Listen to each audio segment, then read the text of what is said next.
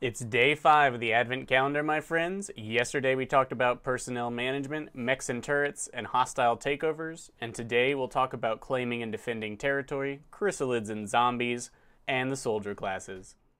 The time has come to reclaim our world. Welcome back, Commander. Incoming transmission. Day 5, strategy, claiming and defending territory.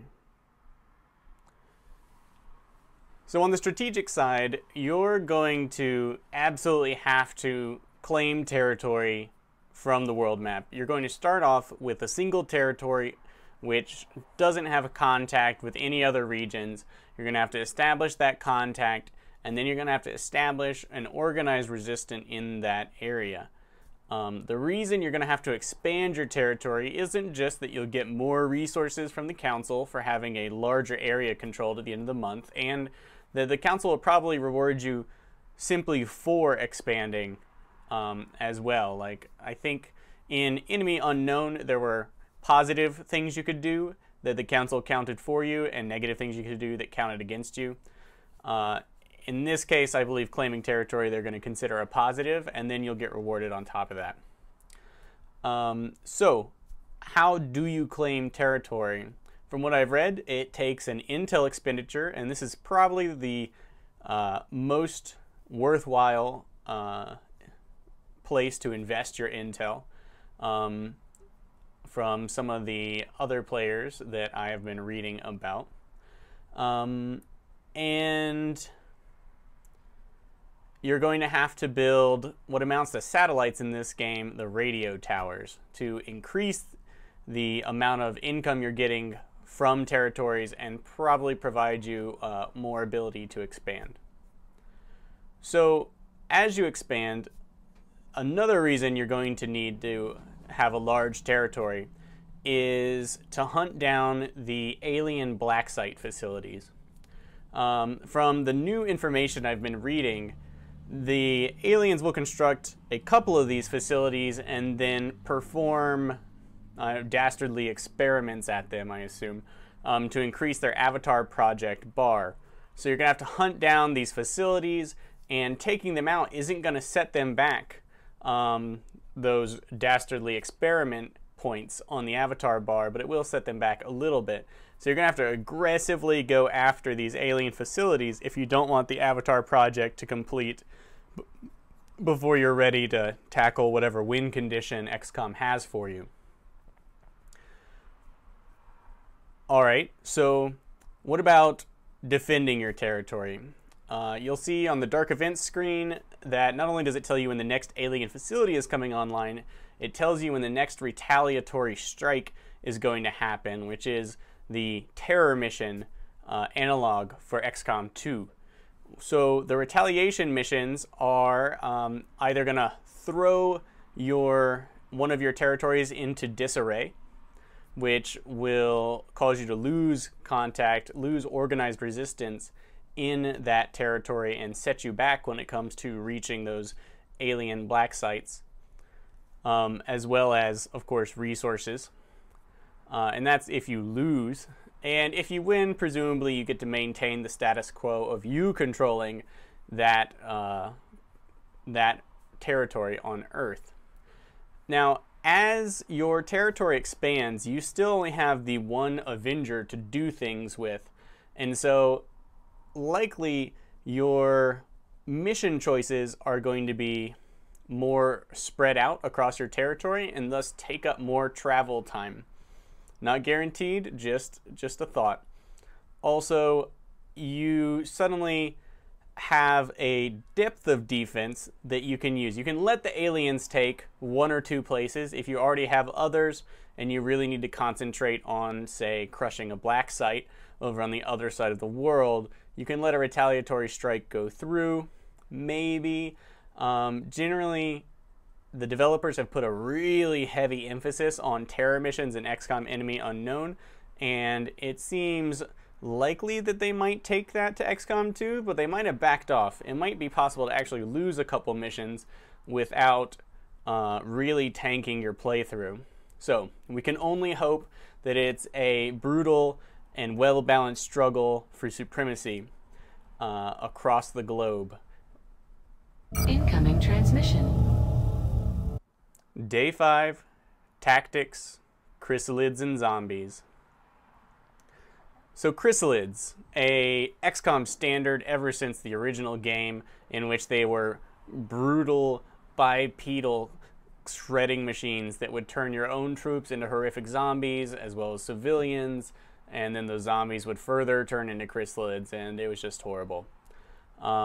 They have maintained pretty much the same tactical role ever since we first saw them. They are fast, aggressive, mobile melee units that hunt both civilians and soldiers. One of the twists for XCOM 2 is that civilians are on almost any mission, can be on any mission, maybe are on almost every mission, meaning that we can probably expect chrysalids to escape from their role as UFO, landed UFOs, and terror mission units only. I'm curious if there even are UFO assaults in XCOM 2. They could have taken them away, but I feel like that's kind of unlikely. However, so chrysalids, what can you expect? You can expect them to fight you or run away. They tend to, based on if they can reach you in a single action and attack or not, either charge directly towards you or run back into the darkness where they can eat civilians and then they can turn them into more chrysalids. You can expect to encounter chrysalid cocoons, perhaps made from civilians or your own troops, or if I were an awful dev, I might make the chrysalids attack my own advent and turn them into more chrysalids. What cocoons are they are killable, immobile units that the chrysalids turn a murdered victim into, that after a certain number of turns spawns 3 brand new shiny chrysalids. Because of this mechanic and how quickly chrysalids can multiply, all the civilian pods I've seen have had 3 civilians in them, so that's 9 chrysalids. Of course, civilians are completely defenseless and almost guaranteed to be downed in a single attack, so very quickly a pod of civilians can become 9 more chrysalids in addition to whatever chrysalids turn them. So you could be looking at 12 chrysalids within a few short turns if you don't aggressively hunt them down. So the last thing you can expect from them is massive swarms if given enough time and map control. So how do you counter these guys? You're going to want area of effect. We found explosives, and strangely enough, the flashbangs were quite good against chrysalids in Enemy Within. You're going to want to aggressively hunt them down. If you can get a jump start on killing the chrysalids before they can get the jump on some civilians, then you can save yourself a lot of hassle. And to further that, you're going to want squad sight, long range engagement. It's especially useful if you can take a single move for a forward unit from, say, a ranger, especially a nice concealed ranger, who can move up, let your sharpshooter take a pot shot at a chrysalid or 2, and then pull back out of the chrysalid's attack range. This pulling back in general is something you have to do against melee units, but especially chrysalids with their usually really high mobility. You're going to want to use that sharpshooter squad sight to maximum advantage. You're going to want to make those shots count by having height advantage over the chrysalids, which generally can jump up to any level and probably won't suffer falling damage, God knows. So mobile, so fast. So if they run away, you might need to hunt them down with that awesome squad sight ability. Squad sight basically allowing your unit to act as if it's near any of your other units, kind of like a nice little buddy for your dudes. So what about? Oh, so if you fail to take out the chrysalids in the initial ambush, you're going to expect to have to form a defensive line, use lots of overwatch, and fight off the invading swarm of chrysalids that are going to come after you at some point. If you're lucky, the Chrysalid AI is kind of dumb and they'll trickle in after you, and if you're unlucky, they're going to come like in bulk, and you're going to have to hope you have enough actions and enough room to back up and fire in a horrific fighting withdrawal. Zombies. So, since Chrysalids no longer create the zombies, it is apparently up to psionic enemies to do so. We've seen sectoids can do it as an action, and we've seen that the brutal-looking gatekeeper unit that was recently revealed can kind of do it ancillarily after killing your units, possibly just after wandering by any corpse. The gatekeeper will raise it as a psi zombie. So, they will be slow, probably cause moderate melee damage. I'd expect them to be fairly tough, but not really a problem to take down, maybe 2 shots. And you can expect them to be continuously created by their source. Now, whether bodies can be re-resurrected once you've shot them down once, my guess would be no, but you never know, and maybe it would depend on the difficulty level you're playing in. So, and there's a chance that there are ways to prevent corpses from being raised, like possibly using explosives on them or whatever. We'll see. We'll have to experiment, and it'll be really important what actually works and what doesn't. So you can expect a psionic source nearby. These are generally kind of deadly on their own, much less when surrounded by hordes of your and or their dead. You're gonna expect to spend extra time killing and avoiding zombies. This is the major problem zombies cause. They kind of gum up the works, they complicate any situation, and they can be kind of unexpected. Like, you didn't realize that when you took that awesome piece of cover on top of a building, there was an Advent corpse sitting next to it, and now there's a zombie right next to your sharpshooter who you're really hoping to use to snipe that gatekeeper when its little pod brain exposed itself. So, you're gonna have to pay attention to things you haven't paid attention to before, like the placement of corpses on the ground, and how quickly you can mow down enemies while still avoiding whatever those enemies are doing, because it seems the zombies are not going to... The creation of zombies is it'll take you longer to kill them than it will take whatever source to create them.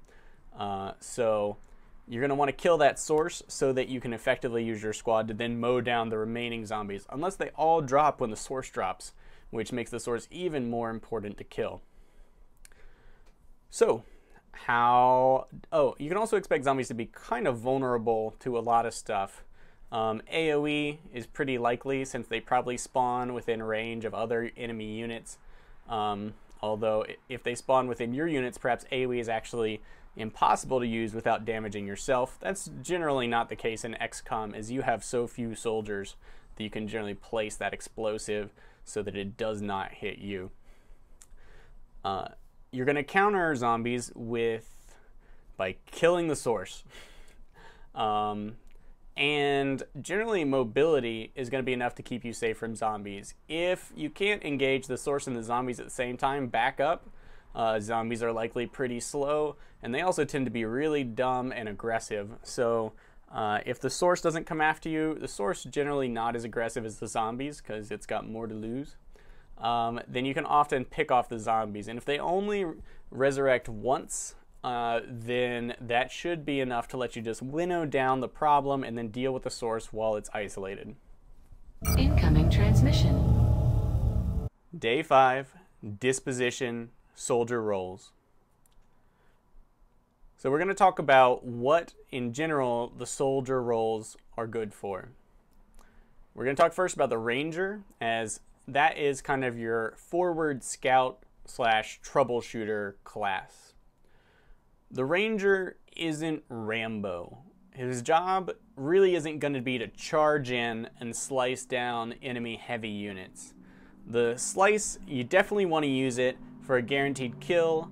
Often you want to put yourself in cover, which could be a little tricky since the aliens are going to be in the kind of cover that might leave you exposed if you attempt to get cover while slashing them.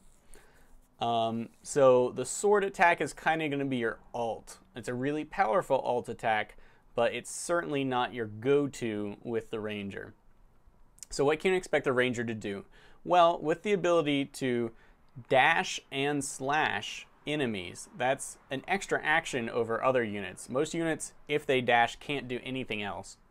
But the Ranger can tack on an attack and a dash, which is, 3 actions in a turn. You can expect the Ranger to be kind of your oh shit button. I would keep them close to the front of the squad with heavier weapons like shotguns with short range, and use them to sweep enemies out of the squad's perimeter, especially weak, mobile, flanking enemies, chrysalids that have wandered in but are alone. Generally, isolated nearby enemies are the Ranger's preferred targets. And its other use, probably its most important use, is going to be scouting enemies in the fog of war. When you are safe, your squad is concealed, or your squad is in good position and not being pressured by nearby enemy units, the Ranger is going to be your go-to scout for exploring, discovering enemy pods, perhaps providing you with the tactical information you need to ambush them. So keep your Rangers safe. Don't just dash out into the middle of multiple alien pods that you didn't know were there to score a sweet looking machete kill. It's not going to be worth it. You'll end up with a lot of dead Rangers. They're not tanks, they're Rangers. Specialists.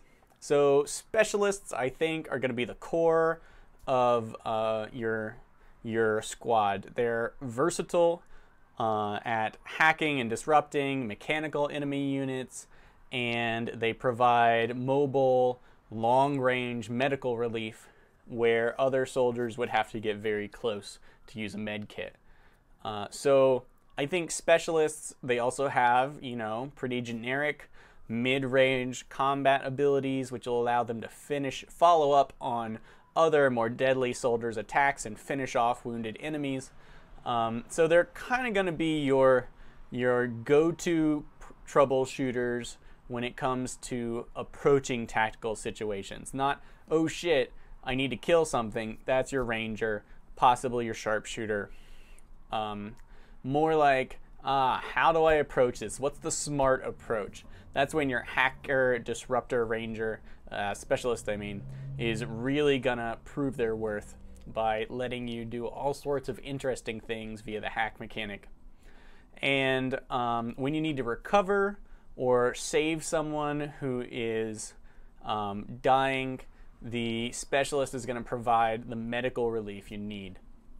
So I would strongly suggest when you get your first squad size increase, tacking on another specialist so you can have a hacker and a medic in the squad. And they're, kind of average ranged combat abilities. You can soup those up with combat stims and other like equipment specialization. So I consider the specialist to be like the core of the squad, I would say. Grenadiers. Grenadiers with their longer ranged explosives are going to make great ambush units for starting off a fight and putting a lot of damage on numerous enemy units. For enemies that take cover, you might save the grenade to destroy that cover after they have been ambushed by maybe sharpshooters, rangers, your specialist, whatever. Once the enemy has taken cover, then you might launch your explosives to destroy that cover, leaving them incredibly vulnerable. When you destroy cover, destroy it early in the turn so your other units have a chance to follow up. Your specialists, even without the highly focused combat bonuses, are going to be able to take out enemies outside of cover quite easily if they aren't enemies that never use cover. The Grenadier also you can expect to weaken heavy enemies that are heavily armored for other units and provide powerful overwatch if you specialize in those directions. How the Grenadier works in particular, the specializations we'll have to see. They might have a role that's possible through specializations that I don't know about yet, but I'm going to say that dealing AoE damage, starting fights, or destroying cover are really their most potent abilities. But it is worth noting that their chain gun is going to be a really powerful damage dealer, especially against those tougher enemy units like the gatekeepers and berserkers and such. Sharpshooters. So the last revealed class until recently, the sharpshooter, begins with squad sight, allowing them to use their sniper rifle at ranges beyond their standard visual range, as long as you have some vision. This incredibly powerful tactical tool basically means that your sharpshooter is near any of your other units. So if you have a ranger who is advancing, he's not advancing alone, because squad sight means that the sniper has a good chance of being able to engage right alongside him as he goes forward. If your ranger is concealed, your sharpshooter can take a shot and you can pull your ranger back, which will be incredibly good, especially with the ranger's particular ability to avoid overwatch fire. They'll make perfect spotters for your sharpshooters. If you specialize in pistols, your sharpshooters are going to be able to engage multiple units at varied ranges, which is incredibly useful. Any attack, even attack that did just like 1 damage, is going to be enough to put some enemies out of their misery, whereas otherwise you would have to leave them alone. Like an advent at 1 health is just as deadly as an advent at full health, and your free pistol shot is going to put him down. Especially combined with the sharpshooter's likely high natural aim. And then you can still take a sniper shot at something far away later. So you can expect high damage, occasionally incredible crits, and in general the sharpshooter is just going to provide sustained firepower when well positioned, and versatility with that pistol. So they're going to be nice, but you're not going to feel like their abilities are dominating the battlefield most of the time.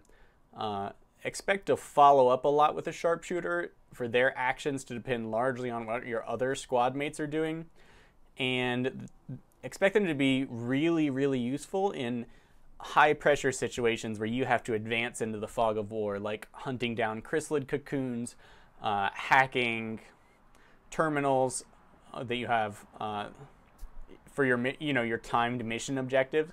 When you need to advance, the nice thing about the sharpshooter is he comes with you thanks to squad sight. So focusing on the pistol or not focusing on the pistol is a tough call. Obviously using the pistol is awesome and allows you to keep the sharpshooter up at the forefront with everyone else, but focusing on those long range shots could also bring you the ability to take down really deadly enemy units more quickly. Those Psy zombie creators, for example, and to more efficiently ambush enemies. So keep both sides of the sharpshooter class in mind. Lastly, we have the Psy operative. They look really interesting. They don't develop quite the way other classes do, having a randomized mix of abilities to choose from as they level up, and a bunch of interesting abilities, some of which combo together. There's a lot of debuffing of enemies and kind of debuff relief of allies. There's some really interesting tricks. It's gonna be, every Psy operative, it looks like, is gonna be different. And it seems that they take a lot of time to train, but they can actually learn all of their skills, whereas other classes definitely have to choose one or the other every level. The Psy operative in general is going to be a nice, and eventually I would say most likely a necessary addition to every squad for their various powers, but I don't think you'll want to take more than one unless it turns out they're just uber potent combinations, or something like having 2 uses of stasis, which lets you lock down an enemy but makes them invulnerable, can let you cut an enemy squad in half. So perhaps There's some kind of gimmicky approaches to using psi operatives, but in general, you'll probably want one for their defensive abilities that you can't get anywhere else, like the ability to clear debuffs and such, or simply for the versatility that their many very unique abilities bring to the table. Alright friends, that's it for day 5. If you enjoyed this content, please go ahead and like this video. If you'd like to see the next Advent Calendar video as soon as it comes out, please subscribe to my channel. Next time we're going to be talking about time pressure and aggression in both the strategic and tactical game. We're going to talk about sectoids and gatekeepers, and we're going to talk about engagement ranges. Farewell.